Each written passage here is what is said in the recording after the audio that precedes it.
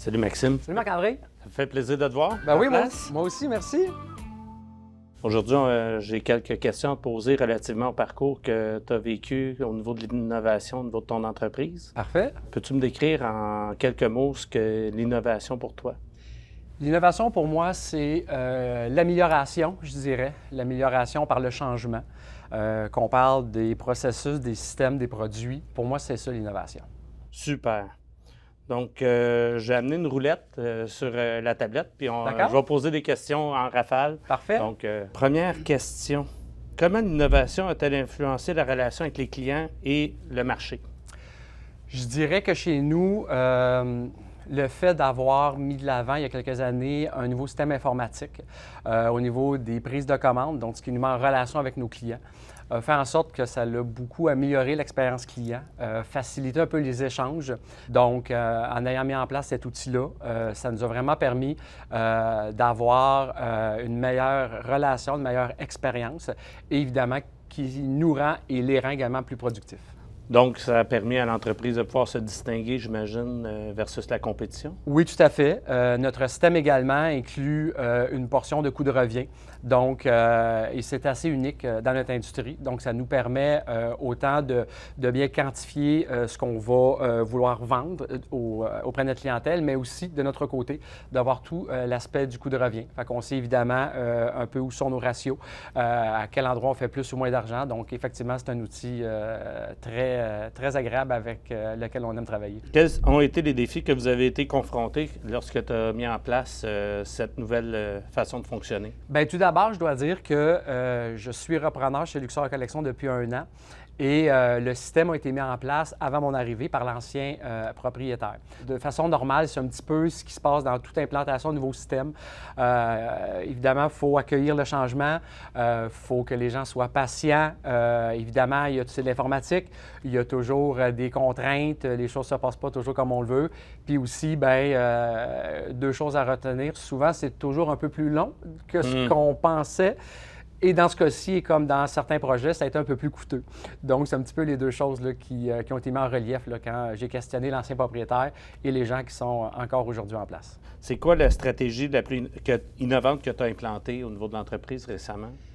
Luxor, en 2019, est arrivé avec un procédé peinture à base d'eau, donc très écologique, très vert, ce quoi nous sommes très fiers, mais évidemment, il y a eu des défis. Travailler avec les manufacturiers, les fournisseurs pour être capable vraiment d'avoir la bonne recette. Également, en termes d'innovation, en 2019, l'arrivée de la robotisation au niveau de la peinture est arrivée. Donc là, on arrive avec une nouvelle peinture, des robots qui font également l'application de la peinture. Donc tout ça mis ensemble a été de très gros défis, mais aujourd'hui, on en est très fiers. Puis ça nous permet évidemment de distinguer et de dire qu'on est un des seuls joueurs en Amérique du Nord là, d'être vert au niveau de la peinture qui sont appliquées sur nos différentes composantes. Super. Est-ce que tu as une histoire inspirante où l'innovation a conduit à un résultat positif pour l'entreprise?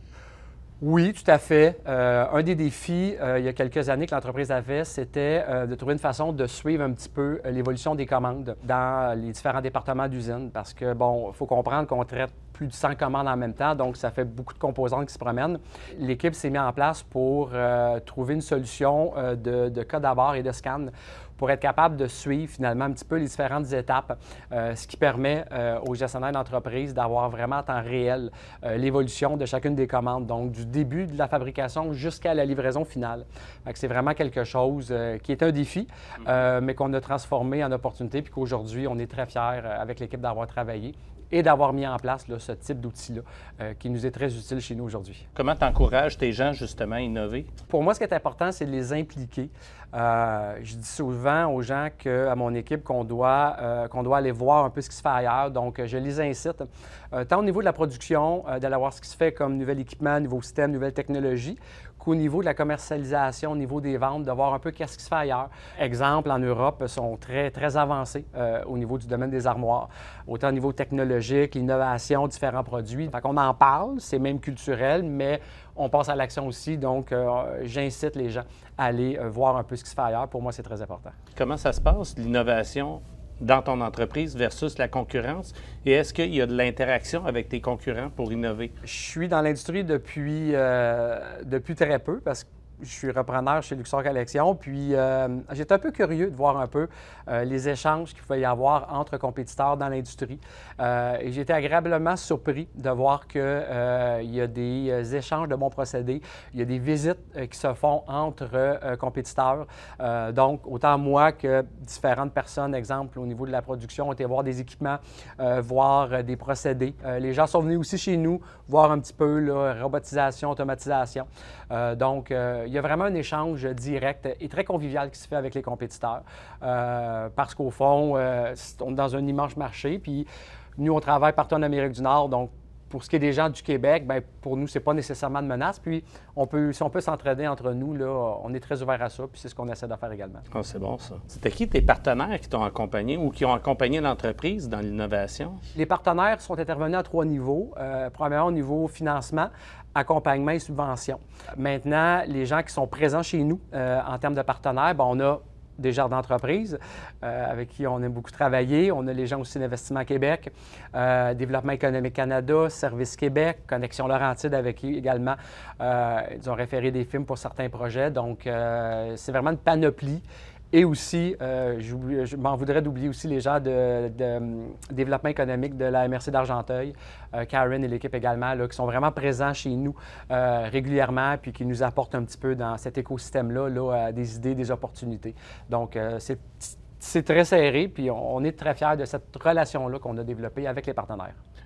C'est quoi les prochaines étapes d'innovation que tu envisages à faire pour ton entreprise? Je dirais chez nous que la plus grosse portion, si on se compare à l'ensemble du marché, est assurément fait.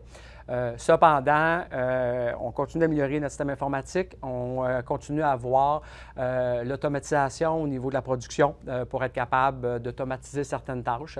On est dans le sur-mesure, fait qu'on ne peut pas évidemment automatiser l'ensemble de la chaîne de production, mais assurément, on regarde là, pour peut-être faire l'acquisition de différents équipements sur lesquels on est en train de regarder présentement, fait que c'est probablement la prochaine étape. Dans le cadre de l'innovation, ça a été quoi un des conseils que tu donnerais à quelqu'un pour aborder ce sujet-là dans son entreprise?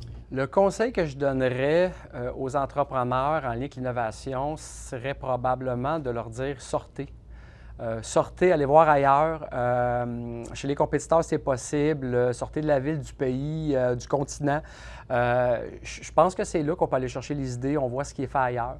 En contrepartie, c'est pas, selon moi, en restant chez nous, dans nos business, en tentant d'améliorer les choses, qu'on va vraiment mettre de l'avant des projets d'innovation. Donc, ça, c'est probablement le conseil que je donnerais aux entrepreneurs pour continuer ou débuter une démarche en innovation. Merci, Maxime. On arrive à la fin. Donc, en un mot, c'est pour toi, l'innovation, c'est quoi? Je dirais que pour moi, l'innovation, c'est le futur parce que c'est partie intégrante de toutes nos entreprises et on doit assurément travailler sur l'innovation dans le futur. Donc, c'est ce qu'on doit garder en tête, selon moi. Super. Bien, merci beaucoup. Ça me fait plaisir. Simon Whalen, directeur principal des Jardins d'entreprise Laval-Laurentide. L'innovation, c'est vraiment au cœur des priorités chez Desjardins et à travers les années, on a lancé plusieurs initiatives différentes pour justement stimuler nos entrepreneurs, les supporter dans leurs projets d'innovation. On a lancé récemment une initiative qui s'appelle le Foncé Desjardins. C'est en fait une subvention non remboursable d'un montant entre 5 000 et 20 000 pour supporter des projets d'innovation qui sont mis de l'avant par les entreprises. En fait, pour être éligible au Foncé, il faut présenter un projet d'innovation. Il y a 9 axes différents. Ce sont tous des axes qui, selon nous, sont des enjeux importants dans l'économie québécoise. Pour en nommer quelques-unes, le transfert d'entreprise, le développement durable, l'innovation au sens plus large, le développement de nouveaux marchés à l'international, par exemple. Les entreprises qui veulent présenter un projet dans le cadre du Foncé ont simplement à contacter quelqu'un chez Desjardins. On va se faire un plaisir de vous prendre en charge, vous accompagner puis vous expliquer les grandes lignes du programme. Pour vos projets d'innovation, contactez-nous chez Desjardins Entreprises. Ça va nous faire plaisir de vous accompagner.